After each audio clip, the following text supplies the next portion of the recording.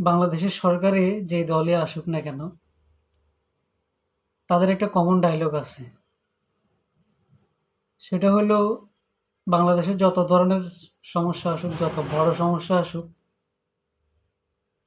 এটা এদের কাছে কিছুই না। এরা বলবে এটা তো কিছুই না। কোথায় সমস্যা, কোথায় কি? তার বাস্তব প্রমাণ হইল এই যে এখন যে জ্বালানি তেলের যে একটা সংকট, এটা সারা বাংলাদেশের মানুষের কাছে এটা সংকট মনে হইলেও সরকার দলের কাছে এটা কোনো সংকট না। তারা নির্লজ্জের মতো সংসদে বসে বসে বলে বাংলাদেশে কোনো তেলের সংকটই নেই।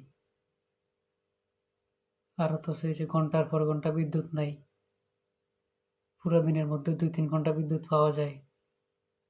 পেট্রোল পাম্পগুলোতে হাজার হাজার গাড়ি সিরিয়াল, কত কিছু, কত কারখানা বন্ধ হয়ে গেছে এই তেলের অভাবে।